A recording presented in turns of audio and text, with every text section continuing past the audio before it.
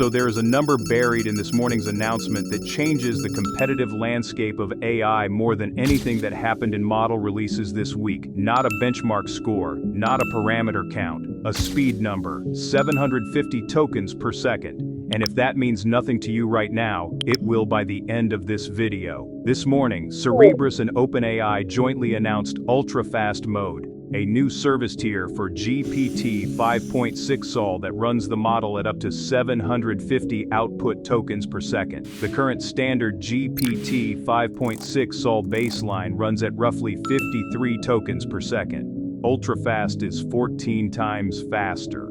Claude Opus 4.8 in fast mode runs at about 150 tokens per second. Ultrafast is 5 times faster than that. Claude Fable 5 runs at roughly 68 tokens per second. Ultrafast is 11 times faster. Same intelligence, dramatically different speed, no quality degradation on any benchmark tested. To understand why that matters, you need to understand what has been the hidden constraint on AI adoption for the past 2 years. It is not capability. The models have been capable enough for most enterprise use cases since GPT-4. It is not cost, though cost matters. It is latency. When you are building an AI agent that needs to call a model, wait for a response, take an action, call the model again, and chain that loop across a complex workflow, the speed of each model call determines whether the whole system feels like a tool or a bottleneck.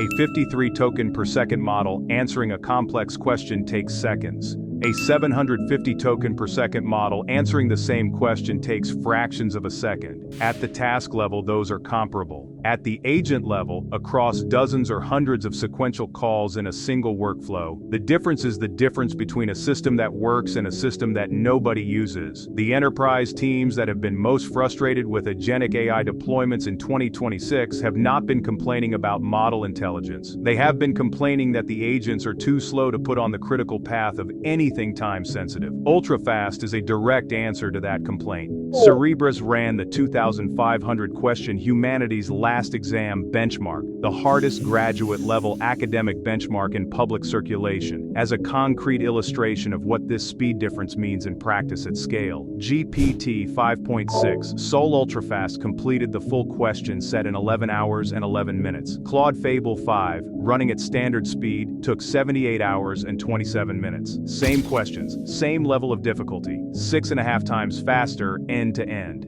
On GDP-Val, a benchmark specifically designed to measure economically valuable knowledge work tasks rather than academic performance, Ultrafast delivered a 5.6 times end-to-end speedup with no quality degradation. The benchmark is called GDP-Val because it tries to capture the kind of work that actually moves the needle on business output. Legal briefs, financial models, engineering reports. The speedup on exactly those tasks is 5.6 times. Now here is the architecture behind the number, because this is where the Cerebras story gets genuinely interesting and where NVIDIA's discomfort with this morning's announcement starts to make sense. Every GPU-based inference system that runs a large model faces the same fundamental bottleneck. The model weights, the billions of numbers that define what the model knows, live in off-chip memory, typically high-bandwidth memory attached to the GPU. Every time the model generates a token, it has to pull those weights off the chip, through the memory bus, across the interconnect, into the compute cores. Then it generates the token. Then it has to do the same thing again for the next one. On a large frontier model, those weights measure in the tens of gigabytes, moving tens of gigabytes of data through a memory bus, repeatedly for every single token at the scale required to serve millions of users.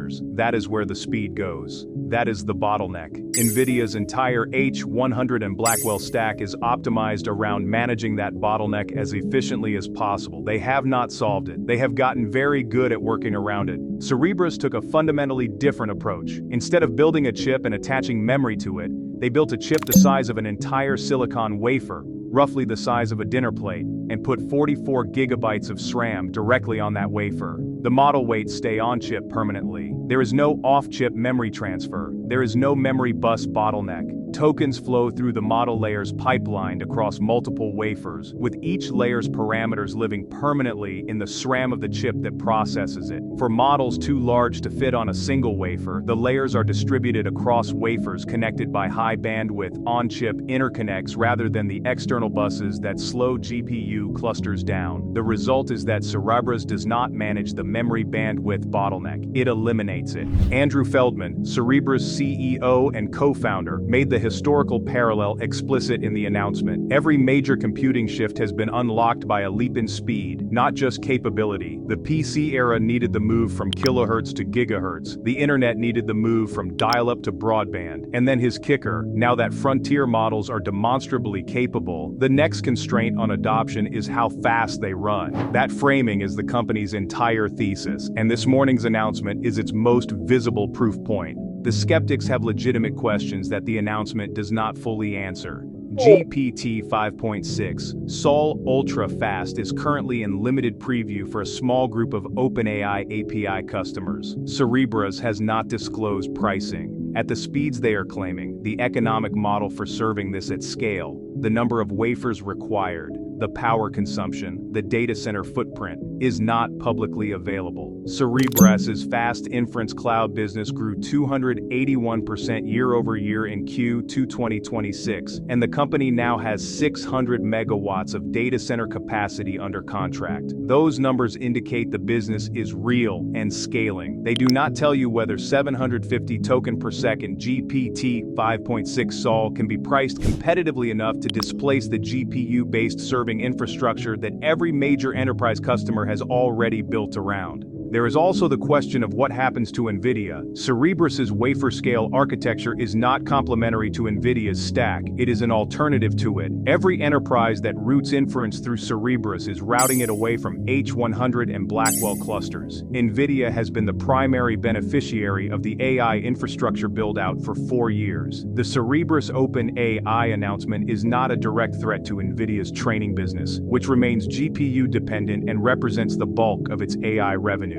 But inference is where AI economics are shifting. As models mature and the competitive frontier moves toward deployment rather than training, the company that owns inference serving owns the recurring revenue. Cerebras just announced it is partnered with the most widely deployed frontier model in the world to own that layer. OpenAI's VP of Compute Strategy, Sachin Katti, framed the partnership's goal carefully. They are exploring what becomes possible when customers can get frontier intelligence with significantly lower latency, starting with a small group to learn where speed creates meaningful value. That framing, learn where speed creates meaningful value, is OpenAI declining to predict the outcome while acquiring the option. If Ultrafast transforms how enterprises build agentic workflows, OpenAI and Cerebras both win. If it turns out that most enterprise use cases do not require 750 tokens per second and are fine with 53, the limited preview ends quietly, and the partnership remains a footnote.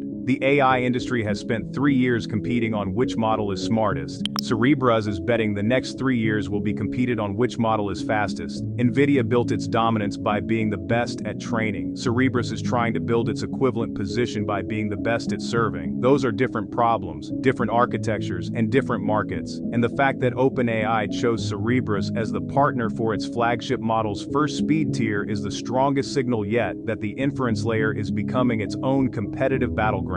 This morning's announcement is the opening move in that race. Whether speed turns out to be the dimension that matters most depends on how agentic AI actually gets used in production, not in benchmark suites or press releases, but in the workflows of the enterprises that are spending billions to deploy it. 14 times faster, same intelligence, no quality compromise on any tested benchmark. The question is whether faster is enough to reshape where enterprise AI spend flows next. Thanks for watching. This is AI Tides, and I'll see you in the next one.